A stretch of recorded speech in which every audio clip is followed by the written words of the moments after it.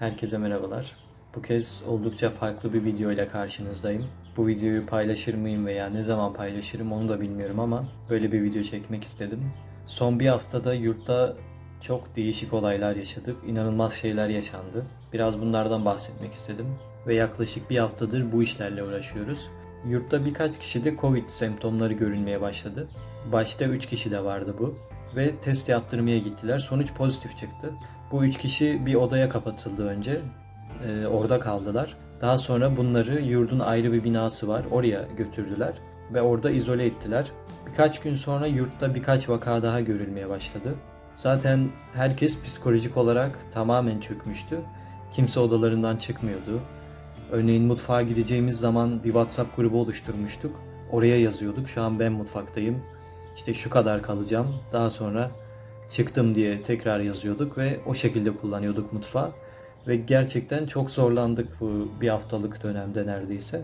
Daha sonra birkaç kişi daha pozitif çıktı ve bunlar da diğerlerinin yanına gönderildi. Sonra baktılar olmuyor. Sürekli pozitif çıkanlar oluyor. Artık yurdun yarısı neredeyse pozitif çıkmıştı. En sonunda artık pozitifler için de orada yer kalmadı ve kimileri hala yurtta kalmaya devam etti pozitif çıktığı halde. Gerçekten çok tuhaf bir olaydı. Pozitif çıkan birisi mutfağa gidiyordu, yemek yapıyordu. O çıktıktan sonra ben de aynı mutfağı kullanıyordum. Buna şöyle saçma bir çözüm buldular. Gerçekten çok saçmaydı. Pozitif çıkanları birinci kata aldılar ve onlar orada kalmaya devam etti. Birinci kattakiler yani pozitif olanlar hiçbir şekilde odalarından bile çıkamıyorlar. Sadece o katı kullanıyorlar herhalde. Tam bilmiyorum. Veya bir mutfak mı verildi onlara onu da bilmiyorum. Ama genelde dışarıdan sipariş falan alıyorlar odalarına. Yemeklerini de birinci katta oldukları için camdan falan alıyorlar, pencereden alıyorlar. Veya başka arkadaşlarından rica ediyorlar, onlar getiriyor. Geri kalan kişiler içinde yani bir belirtisi olmayan veya negatif testi olanlar için de bir otel ayarladılar. Bu otelde kalabileceğimizi söylediler. Bu otelin de günlük ücreti 50 euroydu ama yarısını karşılayabileceklerini söylediler. Geceliği 22,5 euroya bu otelde bir hafta kalmamızı istediler bizden. Tabii başta herkes çok karşı çıktı bu duruma. İşte otelde kalamayız dediler. O kadar paramız yok dediler. Gecelik 22,5 euro gerçekten çok fazla bir ücret burada. Ve üstelik bir hafta kalacaksınız o otelde. Otelde kalmak istemeyenlerin de kendi başlarının çaresine bakmaları istendi. Airbnb, Booking gibi sitelerden oda kiraladılar onlar da. Yine de bu çok saçmaydı. Pozitif olanlar yurtta kalıyordu ve negatif olanlar, hiçbir teması bile olmayanlar yurttan ayrılıp üstüne bir de kalacak yer parası ödüyorduk. Zaten yurdun parasını da ödemişiz. Daha sonra yurdun parasının yarısını da almayacaklarını söylediler. Elimizden gelen bu kadar falan dediler. Birkaç kişi başta direnmeye çalıştı. İşte biz her türlü bu yurttan ayrılmayız, kalırız falan dediler. Sonra onlar da gittiler. En son bizim oda kaldı. 3 kişi kaldık. Baktık kimse kalmadı. Artık biz de gidelim diye düşündük yurtta. Çünkü yurtta kalamayacağımızı söylediler bize. Neyse Booking.com'dan bir oda kiraladık. Bir ev kiraladık. Daha sonra bunun parasını ödedik ve gittiğimizde aynı odayı başkasının kiralamış olduğunu öğrendik. Bir şekilde iletişim kurmaya çalışıyoruz. Dilini anlamıyoruz. İngilizce bilmiyor karşı taraf. Litvanca bir şeyler söylüyor. Biz de binanın önündeyiz tam. Gireceğiz ama içeride başka biri varmış. Hangi oda onu da bulamıyoruz zaten. Sonra oradan birini çevirdik bize yardımcı olması için. Sağ olsun o bayağı yardımcı oldu. Adamla konuştu ve o odayı başka birine kiraladığını o şekilde öğrendik. Ve tüm şanssızlıklar üst üste geliyordu. Artık parasını ödediğimiz yerde kalamıyorduk. Başka biri orayı kiralamış bir hafta öncesinden ve orada kalıyormuş. Yani oda dolu görünmüyordu Booking.com'da. Ama ne hassa bize verdiler odayı. Daha sonra paramızı hala alamadık. Bir hafta geçti üzerinden. Sonra tekrar yurda dönmek zorunda kaldık oradan. Yurda o gün içinde boşaltmamızı istemişlerdi bizden. Daha sonra bir arkadaşım başka bir grup buldu kendine. Onların yanına gitti. Biz de 2 kişi kaldık.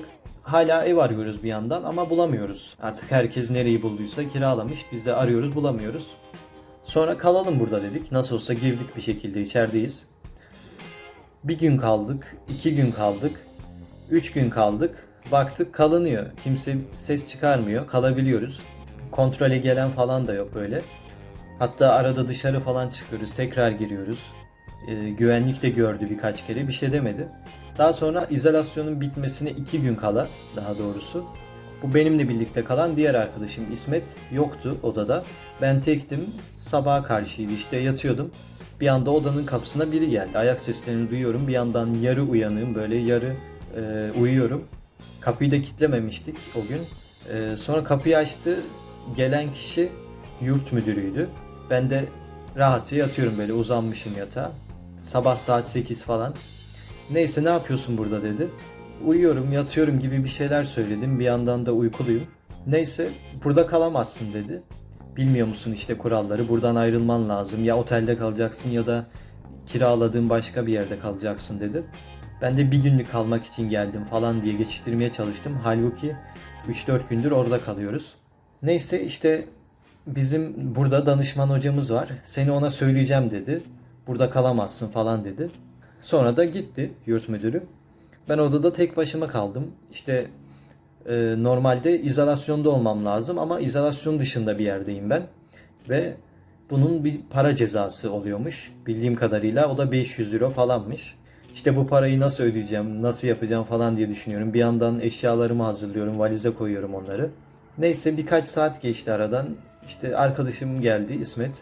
Olayı ona anlattım. Aslında bir yandan da onun odada olmayışı daha iyi oldu. Çünkü beni yalnız gördü ve sadece benim kaldığımı gördü. Yani onluk bir sıkıntı yoktu. Sonra eşyalarımı falan topladım. İyice toparlandım. Artık büyük ihtimal yurttan kovulurum diye düşünüyorum. Üstüne para cezası öderim diye düşünüyorum. Daha testim de çıkmamış. O da ayrı bir olay zaten. Test yaptırdım. 5 gündür bekliyorum. Artık çıkmamış. Onu aradık. Test ne durumda diye. Sağlık merkezini aradık. İşte bugün içinde çıkar falan diye onlar da geçiştirdiler. Elimde negatif testim yok. Hiçbir belirtim yok. Temasım yok. Elimden de hiçbir şey gelmiyor bu durumda. Neyse, tekrar oda aramaya başladık. Bakıyoruz işte, Airbnb'den bakıyoruz, Booking'den bakıyoruz. Sonunda bir yer bulduk. Sadece 2-3 günlük tutacaktık orayı. Sonrasında tekrar yurda dönebiliyorduk.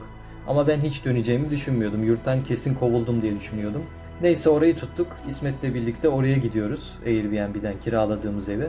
Sonra kiraladığımız eve gittik. Tam oradayken bir mail geldi. Mailin geldiğini gördüm. Bizim buradaki danışman hocamız yazmış bana. Litvanya'daki. Yurtta ne arıyorsun diye yazdı önce. Yurtta olmaman gerekiyor, bunun cezası var falan filan yazmış. Ben de işte durumu anlattım. Bir yer kiraladığımızı, orada kalacağımızı falan söyledim. Ama aynı zamanda başkası da kiralamış orayı. O yüzden oraya gidemedik falan dedim. Durumu anlattım. Sonra biraz bekledim. Aradan 1 saat falan geçti. Bir yandan da WhatsApp'tan da yazıyorum hocaya. Buradaki danışman hocaya. İşte özür diliyorum bir yandan. Üzgün olduğumu söylüyorum. Sonra 1 saat geçti aradan. Bana mail attı buradaki danışman hocamız. Yurt müdürüyle konuştum. Yurtta 2 günlüğüne, işte izolasyonun sonuna kadar kalabilirsin dedi. Sonra bir anda böyle bir rahatlama geldi bana. Yurttan kovulmayacağımı öğrendim. Ceza ödemeyeceğimi öğrendim.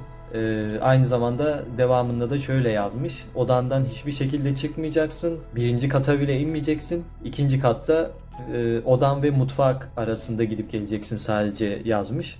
Daha sonra işte tekrar danışman hocama döndüm. Ben de teşekkür ettim bana burayı ayarladıkları için. Sonra yurt müdürüne de teşekkür ettim ayrıca.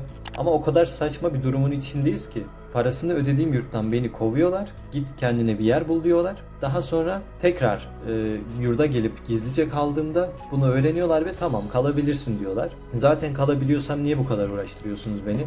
En baştan zaten söylemiştim kalabilir miyim yurtta diye, izin vermemişlerdi. Şimdi tek başıma olduğum için büyük ihtimal izin verdiler. Öyle tek başıma kalmaya çalışıyorum şu an. Benim dışımda birkaç kişi daha var. Onlar da uzun zamandır buradalarmış ve antikorlu oldukları için onlara bir şey dememişler. Onlar kalıyor burada. Onun dışında sadece ben kalıyorum burada. Diğer herkes bir otele gitti veya bir ev tuttu. O şekilde kalıyorlar. Bütün bu olanlar bir anda oldu böyle. Son bir hafta içinde yaşadık bunları. Bu yurt müdürünün beni görmesi olayı da daha bugün yaşandı. Sıcağı sıcağına bir anlatayım dedim. Bunu da belki ileride düzenlerim, bir video oluştururum diye düşündüm. Bilmiyorum, pozitif çıkanlardan biri ben de olabilirdim. Ama onlar için özel bir yer ayarlamaları daha doğru olurdu diye düşünüyorum. Çünkü bir süre zaten birlikte yaşamışız onlarla, pozitifli olanlarla. Ve daha pozitif vakalarda çıkmaya başlamış. Sonra negatif olanların yurttan ayrılmasını istiyorlar. Çok saçma bir olaydı ve üstelik bunlar için de gecelik 22,5 euroya şaka gibi bir fiyatla bizden otelde kalmamızı istiyorlar. Bayağı stresli geçti diyebilirim bizim için bu son bir hafta. İşin ilginç yanı, bir de bu durumu aileme de söylemedim. Çünkü aileme işte bu yurtta pozitif vaka falan çıktı desem onlar da ister istemez tedirgin olacaklar. Onları da telaşlandırmak istemedim. O yüzden onlar da arıyor bir yandan. Bir yandan onlara belli etmemeye çalışıyorum durumu. Rahat, normal bir günmüş gibi davranıyorum. Bir de şöyle saçma sapan bir olay daha var. Normalde Klaipėda'da vaka sayıları çok az. Hatta bazı günler hiç vaka bile olmuyor. 5-10 civarı değişiyor normalde günlük vakalar ortalama olarak. Ama bir anda bizim yurtta patlak verdi. Ve şehirdeki vaka sayısını bizim yurt yükseltti bir anda. Yani şehirde doğru düzgün vaka bile yokken bu virüs nereden geldi? Kim üretti bu virüsü? O kendi odalarında mı ürettiler, artık onu da bilmiyorum. Nasıl oldu bu olay? Gerçekten cevabını bulamadığımız o kadar çok soru vardı ki bayağı sıkıntı çektik diyebilirim bu sürede. Sürekli valizimizi topluyoruz. Bir yandan başka bir yere gidiyoruz. Orası olmuyor. Tekrar yurda dönüyoruz.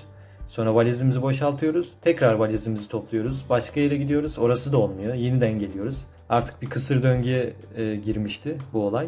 2-3 gün burada takılacağım tek başıma. Daha sonra herkes tekrar yurda gelecek. Ve nasıl olacak öyle de bilmiyorum artık. Çünkü pozitif olanlar hala bu yurtta. Negatif olanlar da gelecek. Yine mutfağı aynı şekilde kullanacağız. Gerçekten sıkıntılı bir süreç bu Covid döneminde Erasmus yapmak. Bu da işin zor tarafı diyebilirim. Genelde Erasmus'un hep böyle güzel taraflarını anlatıyoruz, iyi taraflarını göstermeye çalışıyoruz. Ama bunun gibi durumlarda da sıkıntılar yaşıyoruz. Ve arka planda yaşanılan bu sıkıntıları da bir şekilde anlatmak istedim sizlere. Yani özetle şunu söyleyebilirim. Pandemi sürecini çok kötü yönettiler. Buradaki bu vakalar ilk çıktığı anda herkesi karantina altına alsalar, yurdu bir şekilde dezenfekte etmeye çalışsalar veya sırf pozitif olanları yurttan gönderseler daha iyi olurdu diye düşünüyorum. Bilmiyorum siz ne düşünüyorsunuz bu konuda. Ama tüm bunlar da geçti, bitti diyeceğim. Siz bu videoyu izlerken zaten çoktan Türkiye'de olacağım ben. Çok uzaklarda olacağım. Neyse, bayağı iyi oldu. Böyle kendi kendime konuşuyor gibi hissettim. Ama bir yandan da bütün bu olanları artık birine anlatmış gibi oldum ve rahatladım. Artık birazdan yavaş yavaş burada yemek hazırlıklarına falan başlarım. Dersler var, biraz da onlarla uğraşırım. Bir şekilde vakit geçirmeye çalışacağım 3 gün. Bu videoyu da büyük ihtimal Türkiye'ye döndüğümde paylaşırım diye düşünüyorum. Çünkü işimi garantiye almam lazım. Şimdi tek başıma bir odada kalacağım. Yeniden yerleşeceğim buraya. Tüm eşyalarımı toplamıştım. Onları dizmem gerekiyor. Belki siz de böyle bir durumun içinde kalabilirsiniz. Şimdiden bilginiz olsun. Çünkü bu süreç bu şekilde işleyecek gibi duruyor. Neyse, bu videoyu burada bitirelim. Bu da böyle ekstra bir video olsun. Hem biraz içimi dökmüş oldum bu videoyu hazırlarken, hem de burada yaşadığım bu saçma sapan olayları bir videoyla kalıcı hale getirmek istedim. Bir sonraki videoda görüşürüz. Kendinize iyi bakın.